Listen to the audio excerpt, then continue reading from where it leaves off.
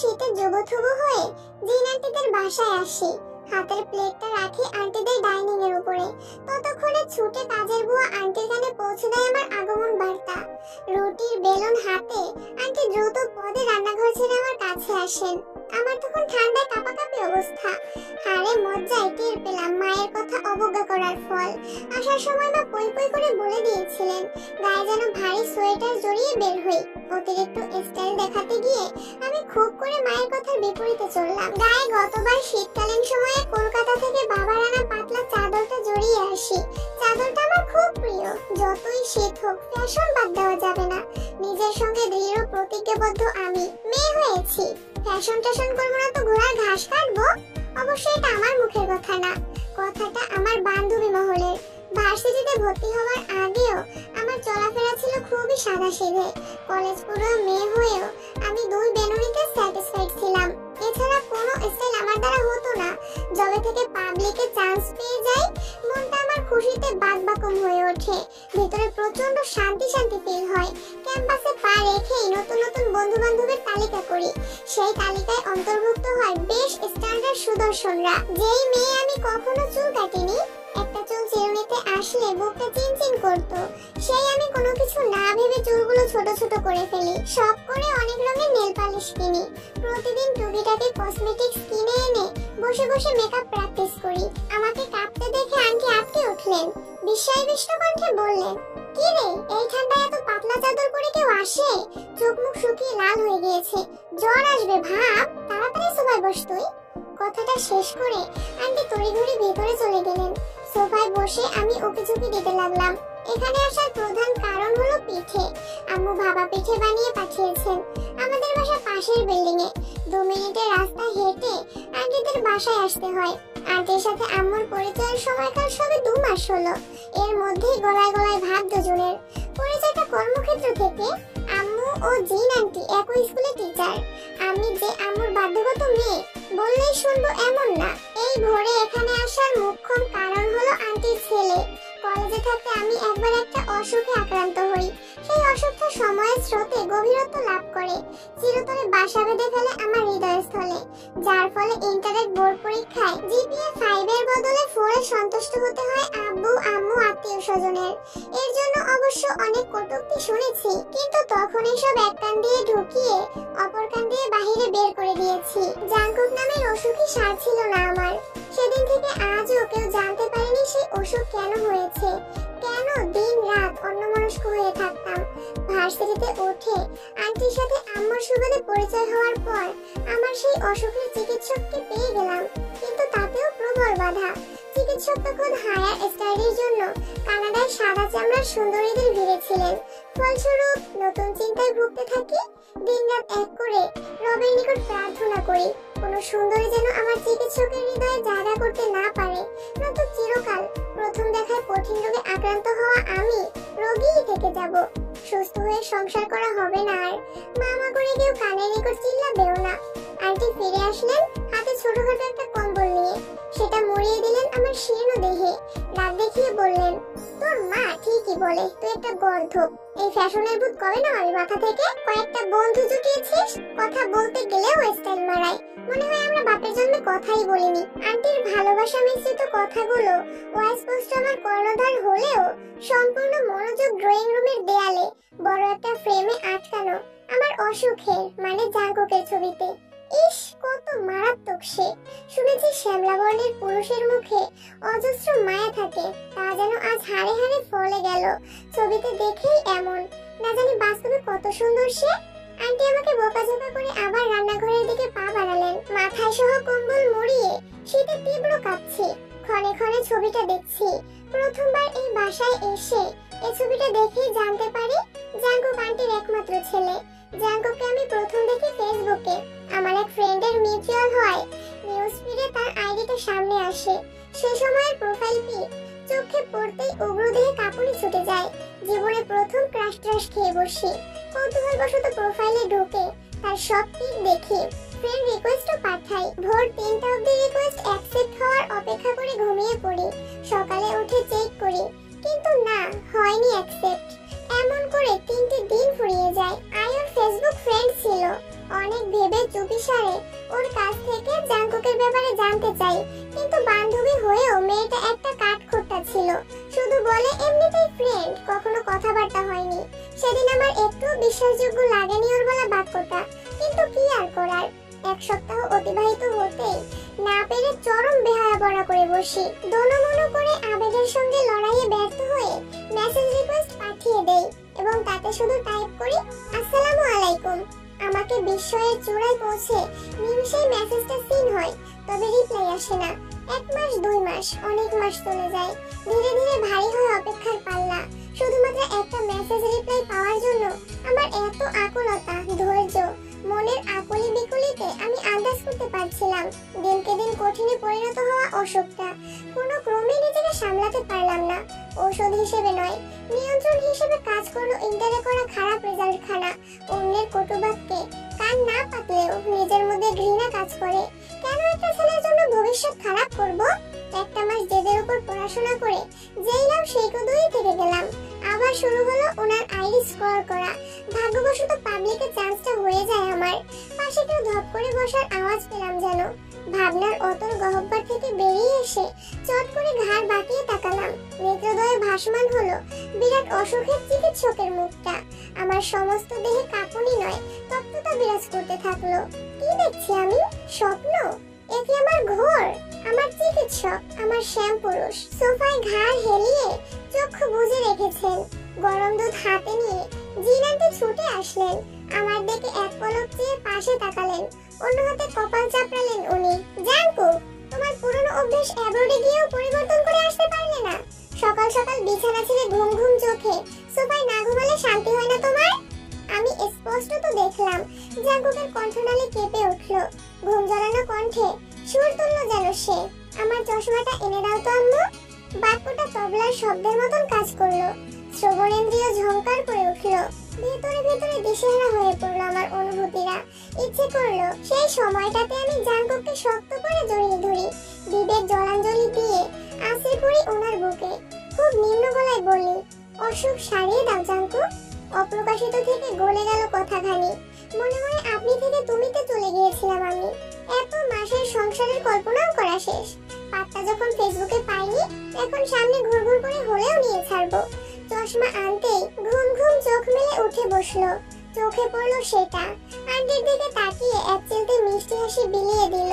যেই না পাশে তাকালো, চেহারার রঙের বদল হলো। গাঢ় দৃষ্টি অসীম অবাকতা। ভূত দেখলেন যেন। আমিও কম্বল থেকে মুখ বের করে মিটমিট করে চাইলাম। ওনার কণ্ঠভেদ করে বেরিয়ে আসে একটা প্রশ্ন। হুইজ শি আম্মু? ওতে তোর ইয়জন আন্টির কথা বললাম না, ওর মেয়ে। ভীষণ লক্ষ্মী একটা মেয়ে। তোকে ওদের পরিবারের সবার ছবিও তো দিয়েছিলাম, দেখিসনি? জাঙ্কুক ছোট্ট করে প্রত্যুত্তরে জানায়, দেখেছি। আমি স্বাভাবিক রইলাম। ভয় হচ্ছে না একটু। হবে কেন? লজ্জাই বা কেন পাবো?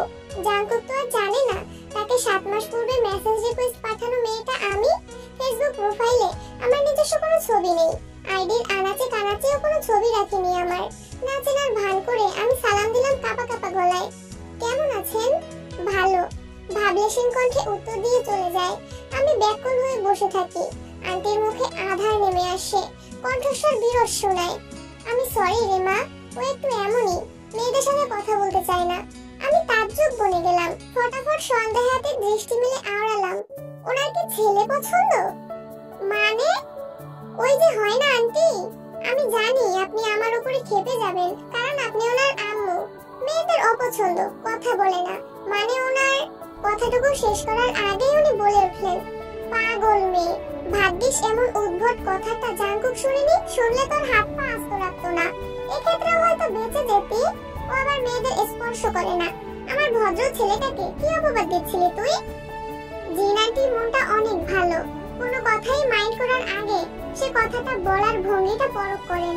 এতে অনায়াসে বুঝে নেন কোনটা মজা আর কোনটা সিরিয়াস।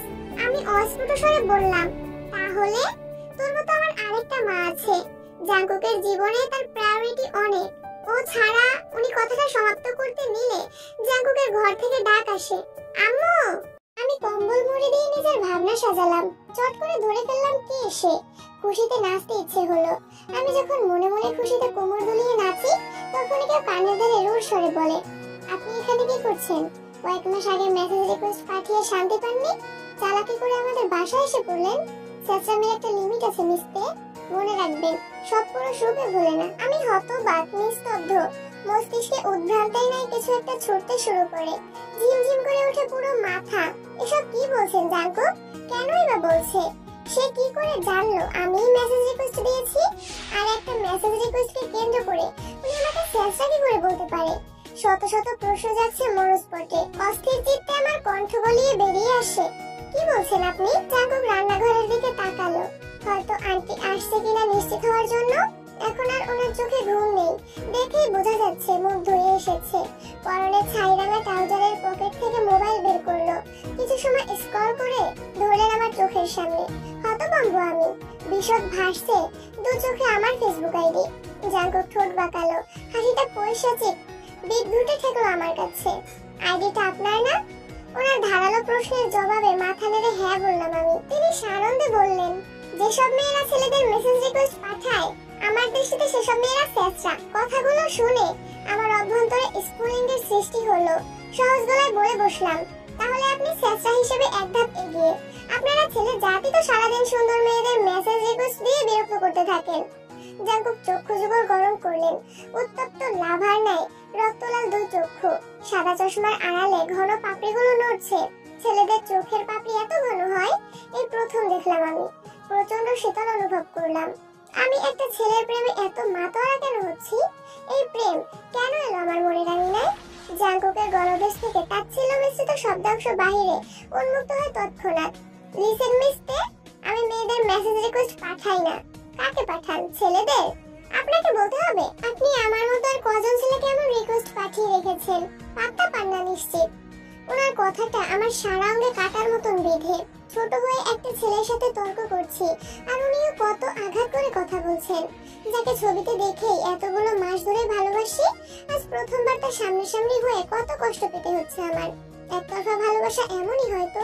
তীব্র প্রতিবাদী কণ্ঠে বলে উঠলাম, শুধুমাত্র আপনাকেই পাঠিয়েছি। ভার্সিটিতে কত শত প্রপোজাল পাই আপনি জানেন?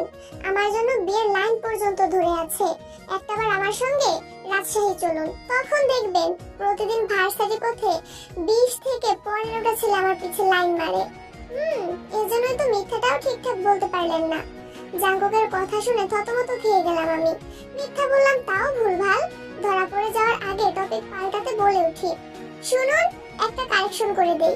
আপনাকে ফ্রেন্ড রিকোয়েস্ট, মেসেজ এসব আমার এক কলেজ ফ্রেন্ড দুষ্টুমি ছলে আমার আইডি থেকে দিয়েছিল। নয়তো আপনার মতো ছেলেকে মেসেজ দিতে যাব কেন? এত সব থাকলে কি আর একটা মেসেজ দিয়ে বসে থাকতাম? চেঁচড়ামি করার হলে আরো দিতাম না? দিয়েছি কি এত মাসে একবারও? অনর্গল কথাগুলো বলে লম্বা নিঃশ্বাস ছাড়লাম। ওনার অভিব্যক্তি বুঝতে চেষ্টা করলে দাঁত কিরমিরিয়ে বললেন, মিথ্যাবাদী, লজ্জা থাকলে সামনে আসবেন না, ছেলে পটানোর ধান্দা। বিষাক্ত এই বাক্যখানা ঠিক আমার বক্ষস্থলে এসে বিঁধল। সহ্য করতে পারলাম না। চোখ দিয়ে টুপ করে এক ফোঁটা জল গড়িয়ে গেল। কম্বল ফেলে চক্ষু জল লুকিয়ে বেরিয়ে এলাম সেই বাসা থেকে, যাকে এতদিন ভালোবাসলাম। প্রথম দেখাতেই কত নিখুঁতভাবে আমার মনটা ভেঙে চুরমার করে দিলেন। অশোক সারাবার বদলে আরো তীব্র করে তুললেন। সেই দিন জাঙ্কুকের বলা কথাটা অক্ষরে অক্ষরে পালন করলাম আমি। জাঙ্কুক আসার উপলক্ষে দুপুরে জি নাইনটির বাসায় দাওয়াত ছিল আমাদের এবং ওনার কিছু আত্মীয় স্বজনের। বাবা মার হাজার জোরাজুরি সত্ত্বেও আমি যাইনি দাওয়াতে। জি নাইনটির শত শত মা ডাক উপেক্ষা করে এক প্রকার জেদ চেপে রাজশাহী ফিরে আসি রাতের ট্রেনে। মা অনেক ক্রুদ্ধ হয় এতে, বলে আমার মতন বেয়াদব মেয়ে আর বাড়ি মুখো যেন না হই। এতে বেশ লাভবান হলাম আমি, কারণ মনে মনে ঠিক করেছি জাঙ্কুক বাংলাদেশে থাকাকালীন কখনো আমি ঢাকা যাব না। তাকে বুঝিয়ে দিতে চাই আমার লজ্জা, অভিমান, আত্মসম্মান সবই আছে। এক সপ্তাহ কেটে গিয়ে শনিবার আসলো। শৈত্যপ্রবাহ চলছে। আবহাওয়া অধিদপ্তর থেকে জানানো হয়েছে 2 থেকে 3 দিন এমন থাকবে। ভারী কাপড় পরিধান করেও দাঁতে দাঁত লেগে যায় হিমের প্রবাহে। পাক্কা 7 দিন পরে আম্মুর ফোন আসে, জানায় জাঙ্কুকের বিয়ে আসছে সোমবার। আমি কেন জিন আন্টির কল রিসিভ করি না। আন্টি নাকি বারবার বলেছেন আমি না গেলে বউ ঘরে তুলবেন না তিনি। আম্মুর কথা আমি হাওয়ায় উড়িয়ে দিয়ে মিথ্যে বললাম, আমার মিড টার্ম আছে, যেতে পারবো না। বলতে গেলে মুখের উপরে কলটা কেটে দিলাম, তাছাড়া কোনো উপায়ন্তর ছিল না। আরো ক্ষীণ সময় কেঁদে বুক ভাসিয়ে দিতাম আমি। কি করে বলতাম, আম্মু জাঙ্কুক ভাইয়ের বিয়ের কথা শুনে প্রচন্ড কষ্ট হচ্ছে আমার, ভীষণ যন্ত্রণা হচ্ছে বুকে। বন্দি পাখি মুক্ত অম্বরে উড়ে বেড়ানোর জন্য ছটফট করে অনবরত। আমারও হয়েছে এই হাল, আমি যেন মুক্ত নই, পারছি না দীর্ঘ থেকে দীর্ঘতম ওষুধ থেকে বেরিয়ে আসতে। এতদিন এক সমুদ্র অভিমান নিয়ে অপেক্ষারত ছিলাম জাঙ্কুক কল দিবে, জিন আন্টির জন্য হলেও দিবে, কিন্তু না, দেয়নি সে। এতদিন শুধু জিন আন্টির নাম্বারেই মেসেজ দিয়েছে। বারংবার জিজ্ঞেস করেছিলেন, তুই কি জাঙ্কুকের কোনো কথায় রাগ করে চলে গিয়েছিস মা? সেদিন জাঙ্কুককে দেখলাম ড্রয়িং রুমে, কিন্তু তুই নেই। গর্দভটাও আমাকে কিচ্ছু বলছে না। আদর মেশানো বার্তাখানি পড়ে আমি খানিকক্ষণ চুপ থাকি, অতঃপর বিনিময়ে কিছুই বলিনি, একটা শব্দও না। ভালোবাসার মানুষের বিয়ে শুনে আজ আমার ধরনী তলে এক পশলা বৃষ্টি নেমেছে। ঠক ঠক করে কাঁপছি আমি, সেই বর্ষণে সিক্ত হয়ে। কার উপর করেছি অভিমান? সে তো আমার পরোয়াও করে না, করবে কেন? এক পলকে দেখায় এতটুকু আশা করা বেমানান। আমি আমার শ্যামপুরুষের হৃদয় ছুঁতে ব্যর্থ হয়েছি। এই ব্যর্থতা আমার অঙ্গ প্রত্যঙ্গে ব্যথা ছড়িয়ে দিল। শ্বাস প্রশ্বাস ক্রমশ ভার ভার হয়ে উঠল। ছোট্ট শূন্য কক্ষে বালিশে মুখ গুজে ফুপিয়ে উঠলাম আমি। ক্ষণে ক্ষণে ক্রন্দন ধ্বনির চার দেয়ালে বাড়ি খেতে থাকে বিরতিহীন। প্রমাণ পেলাম, কারো মায়ায় জড়ালে আজীবন মৃত্যু ধুকে ধুকে কাটাতে হবে। সেই রাতটা আমি কেঁদে কেটেই পার করলাম। রুমমেট গ্রামে যাওয়ায় কাঁদতে অত্যন্ত সুবিধা হলো। বিধ্বস্ত হয়ে পড়ে রইলাম মেঝেতে। ফজরের নামাজ পড়ে ফুলো ফুলা রক্তিম চেহারা নিয়ে বাইরে বের হয়ে আসলাম। উদ্দেশ্য হাঁটবো, যেদিকে দু চোখ যায় সেদিকেই পা বাড়াবো। রাস্তাঘাটে পড়ে মরে গেলে তো ঢের ভালো, মুক্তি পাবো যন্ত্রণা হতে। জাঙ্কুকের কার সাথে বিয়ে, কে সেই কাল লাগেনি যে আমার জায়গা নিবে, সেটাও একবার জানতে ইচ্ছে করেনি। এতে কষ্ট বাড়বে বই কি। কঠিন ধাতুতে পরিণত হওয়ার প্রয়াস চালালাম আমি। হোস্টেলের গেট পেরিয়ে রাস্তায় নেমে আসতেই আমার চক্ষু ছানা বড়া।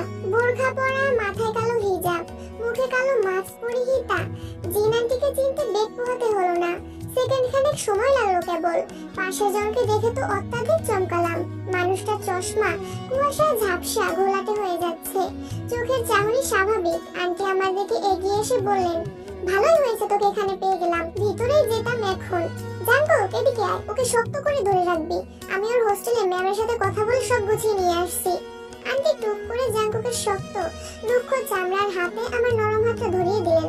চাপ দিয়ে মুঠোয় বন্দি করে ফেললেন জাঙ্কুক। বললেন, যাও, হাত ছাড়ুন। জাঙ্কুকের পানে চেয়ে কঠিন গলায় বললাম, আমার মস্তিষ্ক ফাঁকা। হুট করে ওনাদের আগমন ঠিক ঠাহর করতে পারছি না। জাঙ্কুকের আমাকে স্পর্শও কেমন বোধগম্য এবং সহ্য হচ্ছে না। জাঙ্কুক ভ্রুকুটি করে বলল, আমার জন্য পাগল হয়ে যাচ্ছ। ছাড়বো কেন? ফেভিকল দিয়ে তোমাকে বুকে আটকে রাখবো, যেন আম্মু বলতে না পারে আমার জন্য তুমি কষ্ট পাচ্ছ। আপনার জন্য কষ্ট? ঠান্ডায় মাথাটা কি গেছে? আন্টি বলল, আপনি মেয়েদের সাথে কথা বলেন না, ভদ্র ছেলে, তো এখন আমাকে কোনোদিন স্পর্শ করেছেন? তখনই জাঙ্কুক অতি অসভ্য একটা বাক্য উচ্চারণ করে বসলো, আজ বাদে কাল যার কাছে ভার্জিনিটি হারাবো তাকে স্পর্শ করা অন্যায়। জাঙ্কুকের উচ্চারিত শব্দটা জঘন্য, অতি জঘন্য লাগলো আমার কাছে। সেই সাথে অদ্ভুত অনুভূতি। এমন কথার মানে কি দাঁড়ায়? মানেটা আমি বুঝতে পারি ঢাকা এসে। আমাকে ধরে বেঁধে ঢাকা এনে জাঙ্কুকের বিয়ের নির্ধারিত দিনেই বিয়ে দিয়ে দিল। বর হিসেবে পেলাম শ্যামপুরুষকে। বিয়েটা যে আমার জন্য এমন চমক হিসেবে অপেক্ষা করবে কসমিন কালেও কল্পনা করিনি। জাঙ্কুকের করা অপমানের কথা ভেবে বিয়ে করব না বলে বারবার কত কি বেঁকে বসেছিলাম। আম্মু আমার আলমারিতে অসতর্কভাবে ফেলে যাওয়া পার্সোনাল ডায়েরিটা সামনে রেখে বলেছিল, এমন ভাবেও ভালোবাসা হয় জানতাম না। জানি অভিমানে না করছিস, মা হয়ে তোর কষ্ট মেনে নিতে পারিনি, তাই নিজেই তোর আন্টিকে সব বলেছি। এছাড়া আমরা জাঙ্কুকে বলার আগেই ও স্বয়ং তোকে চেয়েছে আমার কাছে। আমরা তো একদমই অবাক হয়ে গিয়েছিলাম। আমিও প্রচন্ড হতভম্ব হয়ে পড়ি, বিশ্বাস হচ্ছিল না। পরে জিন আন্টি জানান তিনি জাঙ্কুকে ডায়েরিটা পড়তে দেন, যেখানে আমি জাঙ্কুকের প্রতি ক্ষুদ্র ক্ষুদ্র অনুভূতি কলমে স্মৃতিস্বরূপ সাদা পৃষ্ঠায় তুলে ধরেছি। আরেকটা সত্যও জানতে পারি, কিন্তু আন্টির মন রাখতে ও অনুভূতির সাথে লড়াইয়ে হেরে আমি হয়ে যাই জাঙ্কুকের কটকটে হলুদ শাড়ি পরা বউ। মানুষ পরে লাল, সাদা, গোলাপি, নীল, কিন্তু আমার ছোটকাল থেকেই ইচ্ছে বউ সাজবো আমি হলুদ শাড়িতে। জাঙ্কুকের রিলেটিভরা প্রশংসায় ভাসিয়েছেন আমাকে। চারদিক হতে ভেসে আসে উক্ত শব্দ, হলুদ পাখি। ফুলসজ্জা রাতে আমি জাঙ্কুকে প্রশ্ন করি, আপনি আমাকে অপশন হিসেবে বেছে নিলেন? আমার হাতের কবজি চেপে ধরে তিনি নম্র গলায় আমাকে বললেন, না, অপশন হবে কেন? আমি তোমাকে বেছে নিয়েছি তুমি যোগ্য বলে। আয়ু আমার ভালোবাসার যোগ্য ছিল না। যোগ্য হলে আমাকে অন্ধকারে রেখে অন্য কোথাও আলোর সন্ধানে ছুটতো না, অন্য কারোর সাথে সম্পর্কে জড়াতো না। আমিই তোমাকে ভুল বুঝেছি। আয়ু আমার ছোট ফুপ্পির মেয়ে। কিশোর বয়স থেকে ওকে চাইতাম বলে কখনো কোনো মেয়ের সাথে প্রয়োজন ব্যতীত কথা বলিনি। সেই কারণে তোমার মেসেজের রিপ্লাইও দেওয়া হয়নি। তাছাড়া তোমার কাছ থেকে আয়ু যখন আমার নাম শুনলো, তুমি আমার ব্যাপারে জিজ্ঞাসাবাদ করেছিলে ওকে, তখন সে সবটা বুঝে ফেলে। তুমি আমার প্রতি ইন্টারেস্টেড এটাও বোঝে, তাই আমাকে সাবধান করে যেন কোনো রকমে তোমার সাথে কথা না বলি। আমাকে তোমার ছবি সহ দিয়ে বলে চিনে রাখতে, তোমার সম্পর্কে বাজে মন্তব্য করে। তুমি যেহেতু আমাকে নিজ থেকে ফ্রেন্ড রিকোয়েস্ট মেসেজ পাঠিয়েছিলে, আমি ওর কথাই ধরে নিই তুমি শেষরামে। আমি জানি না আয়ু কেন তোমার ব্যাপারে এমন বললো। অতি যত্ন সহকারে আমি এবার হাতটা ছাড়িয়ে মৃদু হেসে বলে উঠলাম, আপনাকে হারানোর ভয় পাচ্ছিল। ভেবেছিল হয়তো আপনি আমার রূপে ওকে ছেড়ে দেবেন। আমরা মেয়েরা নিজের ভালোবাসার মানুষের জন্য হিংস্র হয়ে উঠতেও দ্বিধাবোধ করি না। কিন্তু এটা ভালোবাসা ছিল না। 2 বছরের সম্পর্কে আমাকে ঠকিয়েছে। ও হয়তো এখন বুঝতে পেরেছে ওটা ওর আবেগ ছিল, ভালোবাসা না। তাই তো সব স্বীকার করে ক্ষমাও চেয়েছে। আমি ওকে ক্ষমা করব না। কখনোই করবেন না। আবেগ হোক কিংবা ইচ্ছাকৃত প্রতারণা তো করেছে, প্রতারকদের কখনো ক্ষমা করতে নেই। এটা বলে আমি ফুলে সজ্জিত শুভ্র চাদরে শরীর এলিয়ে দিলাম। অনুভব করলাম জাঙ্কুক অতীব সান্নিধ্যে এসে বসেছে। মনে মনে আমি আমার সেই কলেজ বান্ধবী আয়ু ওরফে জাঙ্কুকের গার্লফ্রেন্ডকে গালি দিচ্ছি। শয়তান মেয়ে, এই কারণেই সেদিন আমাকে ঠিক করে কিছু বলেনি। আমার দীর্ঘ অসুখের অন্যতম কারণ আয়ু হলো। তবে যা হয় ভালোর জন্যই হয়। কিন্তু জাঙ্কুককে আমি ছাড়ছি না, এত সহজে কাছে আসতে দেব না। ধীরে ধীরে যত আমাকে পিছন থেকে নিজের মাঝে নেওয়ার চেষ্টা করছিল, ভিতর ভিতরে আমি কথাগুলো সাজাচ্ছিলাম, প্রকাশও করলাম। ছেঁচড়া মেয়ের গায়ে একদম ছুবেন না। ভালোবাসা ছাড়া তো একেবারেই না। নিমিষেই দেহটা সরে গেল। কাতর স্বরে প্রবেশ ঘটল শ্রবণ গ্রন্থিতে। যে আমাকে ভালোবেসেছে তাকে পাওয়ার জন্য আমি আকুলতে। আমার মনে তুমি ইতিমধ্যে বসবাস শুরু করেছো তোমার ভালোবাসার গুণে। স্পর্শ করলে কি অন্যায় হবে? ঘোর অপরাধ হবে। যেদিন শেষরামি পদবি নিতে পারবে, সেদিন আমি সম্পূর্ণ আপনার হয়ে যাব। জাঙ্কুকে অসহ্য যন্ত্রণা দিয়ে পুরো রাত নাক ডেকে ঘুমিয়েছি আমি নাক ডাকি সেটা আম্মু বলেছে। বেচারা জাঙ্কুক হয়তো প্রাক্তনের জালে ফেসে মুখের কাছে না পেয়ে সারা রাত নিজের সাথেই যুদ্ধ করেছে। এতেই আনন্দ আমার। শীতের রাতে বউ থেকেও একা একা কাটানোর যন্ত্রণা, আহা! প্রতিশোধ নিয়ে নিলাম কৌশলে অপমানের। আয়ু আমাদের বিয়েতে আসেনি। আন্টির মুখে তোর মতো আরেকটা মা আছে কথাটা শুনে আমি ভেবেছিলাম জাঙ্কুকের নারী বুঝি, কিন্তু এখন বুঝলাম সেটা আয়ু। ঘরোয়া ভাবেই ওদের বিয়ে ঠিক ছিল। সবাই চেয়েছে আয়ুর করা ভুলের পরও জাঙ্কুক যেন আয়ুকে বিয়ে করে নেয়, কেননা মানুষ মাত্রই ভুল। কিন্তু জাঙ্কুক সবার বিরুদ্ধে গিয়ে বলে ও তাকেই বিয়ে করবে যে ওকে সত্যিই ভালোবেসেছে। একরোখা জেদি জাঙ্কুকের সাথে কেউ পারেনি। আয়ুর মা লজ্জিত হয়ে মেয়েকে নিয়ে আসেনি আর। বারবার ক্ষমা চেয়েছেন ভাইয়ের নিকট। গ্রাজুয়েট হয়ে একটা এনজিওতে চাকরিরত আছি। বছরগুলো কেটে গেল চোখের পলকেই যেন। চাকরিও করছি, দক্ষ হাতে সংসার চালাতেও শিখে গেলাম। সবই সম্ভব হয়েছে জিন আন্টি ও জাঙ্কুকের জন্য। জাঙ্কুক আমার কথা রেখেছে। চরম শেষরামি করে আমাকে এক মিষ্টি কন্যার মা বানিয়ে ছেড়েছে। শেষরামির ধরনগুলো মুখে প্রকাশ করার সাহস নেই আমার। ভাবলেই কপলদা রক্তাভ হয়ে ওঠে। তবে একটাই চাওয়া, এই শেষরা জামাই কোনো মেয়ের না হোক। বলে ঘন ঘন গলায় কামড়ের দাগ নিয়ে বান্ধবীদের প্রশ্নের সম্মুখীন হতে হবে। শ্বশুর বাড়িতে সবার সামনে গরমের দিনেও গলায় মাফলার পেঁচিয়ে চলতে হবে।